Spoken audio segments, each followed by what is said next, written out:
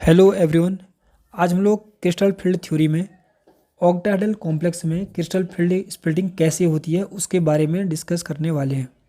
ठीक है, जो भी इससे रिलेटेड पॉइंट हैं मैंने यहाँ पर ऑलरेडी लिखे हुए हैं, तो आप लोग चाहे तो इनसे ही नोट्स बना सकते हैं।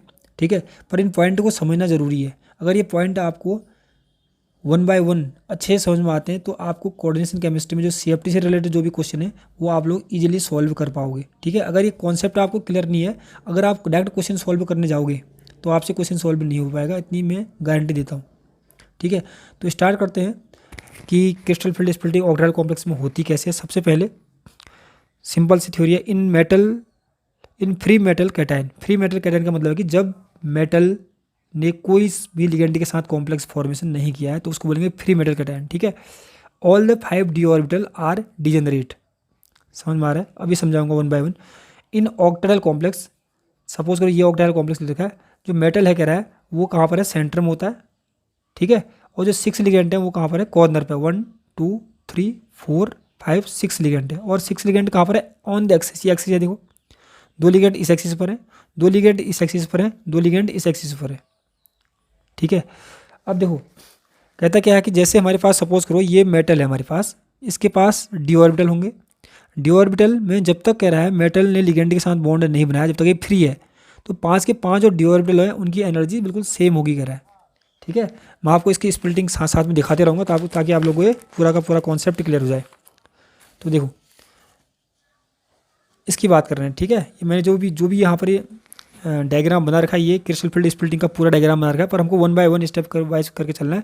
तो हमारे पास लिगेंड, हमारे पास जो कॉम्प्लेक्स है मेटल, जैसे मैंने आपको ये दिखाया। ठीक है, इसमें जो डी ऑर्बिटल होंगे उनकी एनर्जी सेम है। तो देखो आप, डी ऑर्बिटल कौन से होते हैं, d x y d y z d z x d x square minus y square and d z square. तो इनकी एनर्जी बिल्कुल सेम है अभी तक, तभी लिखा है डिजेनरेट डी ऑर्बिटल इन free metal cation. Free metal cation की बात कर रहे हैं।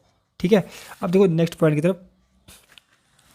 अब क्या होगा देखो, when all the 6 ligand are at infinite distance. ठीक है, जब कह रहा है जो ये 6 लिगेंड है हमारे पास हैं, इसमें जो 6 लिगेंड हैं ये अनंत दूरी तक है, दूरी में कह रहा है ये लिगेंड है। ठीक है, इनफाइनाइट डिस्टेंस पर है, किससे, मेटल से।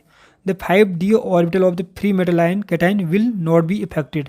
जब कह रहा है ये लिगेंड कह रहा है बहुत दूर है, इनफाइनाइट दूरी पर है इसके मेटल के डी ऑर्बिटल से, तो इनकी एनर्जी में कह रहा है कोई इफेक्ट नहीं पड़ेगा। मतलब कि इनकी जो मेटल कैटायन के डी ऑर्बिटल है इनको कोई भी अफेक्ट नहीं होगा अभी तक।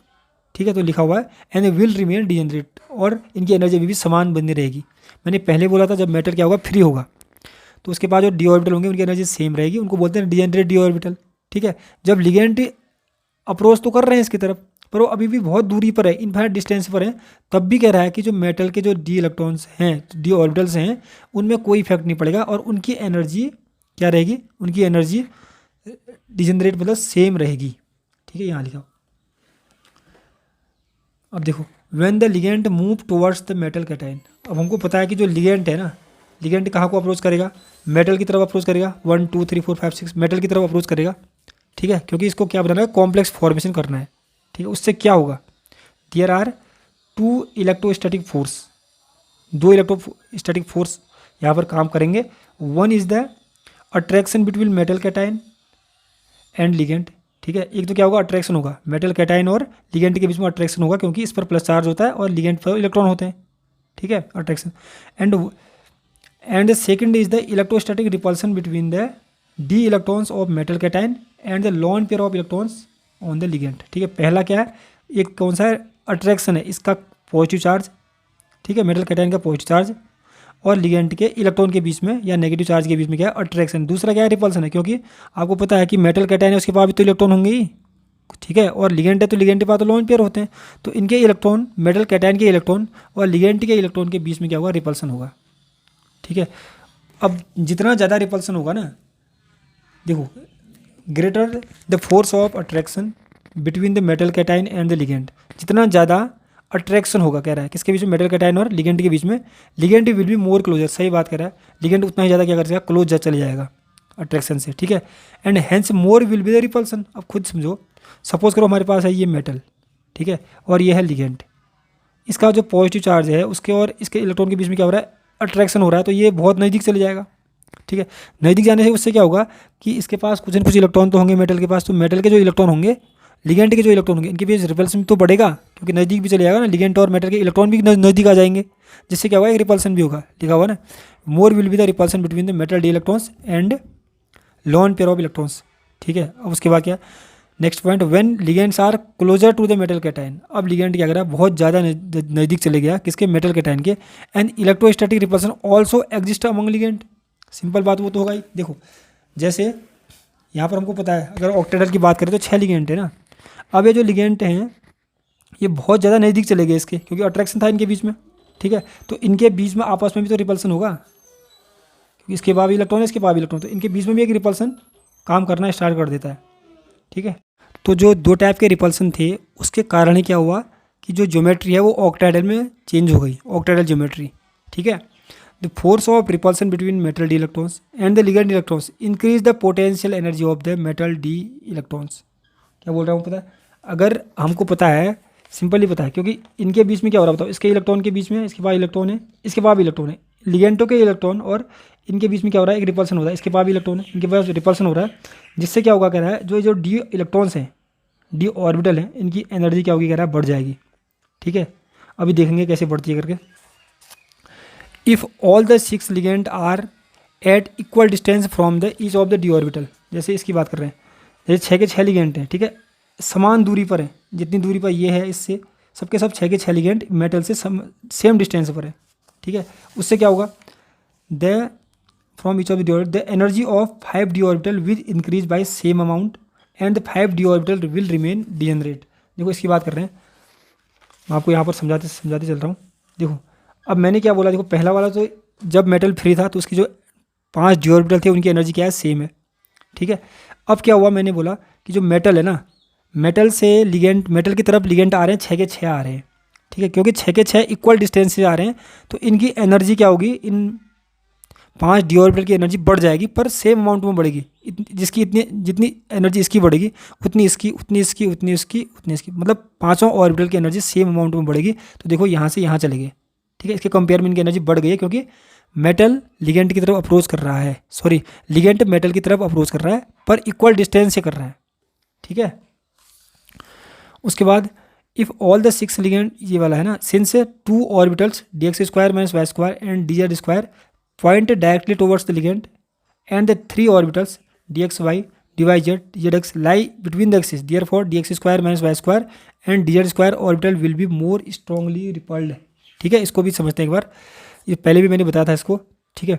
अब जो 5 डी ऑर्बिटल होते हैं ना, 5 डी ऑर्बिटल के अंदर से क्या होता है, dx² minus y² and dz² ये होते हैं ना, जिसको हम लोग ईजी कहते हैं। ठीक है।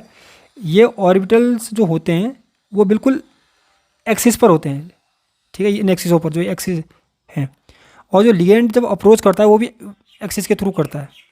ठीक है। जिससे क्या होगा, इन लिगेंडों और जो मेटल के जो 2 डी ऑर्बिटल हैं, dx² माइनस y² dz², जो कि लिगेंड के रास्ते में ही हैं, उनसे रिपल्सन होगा। ठीक है। ज़्यादा रिपल्सन होगा तो सिंपल बात है कि डी ऑर्बिटल की एनर्जी क्या होगी, बढ़ जाएगी, क्योंकि मोर रिपल्सन एनर्जी इंक्रीज हो जाती है रिपल्सन से। ठीक है। जबकि जो dxy, dyz, dzx जो 3 ऑर्बिटल हैं, जिसको हम लोग T2g कहते हैं, ठीक है, ऑक्टाइडल में, तो इनकी एनर्जी क्या होगी, क्योंकि ये क्या होता है, बिटवीन द एक्सिस होते हैं, रास्ते में छुपे होते हैं ऐसे, और लिगेंड तो बिल्कुल रास्ते से आ रहा है, और ये वाले ऑर्बिटल है 3 के 3 बिटवीन द एक्सिस होते हैं, एक्सिस के बीच में होते हैं। ठीक है। तो इनसे ज़्यादा रिपल्सन नहीं होगा, क्योंकि इनसे कोई इंट्रैक्शन ही नहीं हो रहा।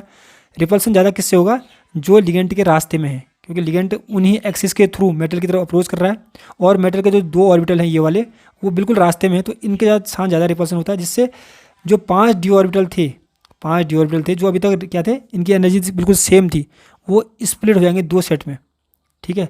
2 सेट में कौन कौन से, लोअर एनर्जी, क्योंकि एनर्जी इसकी ज़्यादा बढ़ रही है, तो 2 सेटों में से एक ईजी होगा, ये वाला इन दोनों का सेट। ठीक है। एक होगा T2g, क्या होगा T2g, इनकी एनर्जी क्या होगी, बढ़ जाएगी, क्योंकि इनसे ज़्यादा रिपल्सन फेस हो रहा है। ठीक है। तो यही यहाँ पर मैंने पॉइंट वाइज लिखा हुआ है। ठीक है। आप समझ भी सकते हैं इसको। ठीक है। The 5 d orbital which were degenerate in free metal cation are now split. जो कह रहा है कि 5 डी ऑर्बिटल थे जो मेटल कैटाइन में जो डिजेनरेट थे जब मेटल फ्री था, ठीक है, एनर्जी जब उनकी सेम थी, अब कह रहा है वो स्प्लिट हो जाएंगे 2 सेट में, डिफरेंट एनर्जी होंगे 2 सेट। एक को हम बोलेंगे कौन कौन सा, d x square minus y square and d z square, इसको हम लोग बोलते हैं ई जी, ठीक है। और जो लोअर एनर्जी वाला से जो सेट होगा d x y, d y z, d z x, इसको बोलते हैं हम लोग टी टू जी, ठीक है।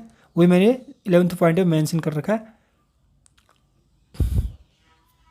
अब देखो, since the distance between the metal cation and ligand has remain the same, the net potential energy of the system must remain same as before the splitting, ठीक है।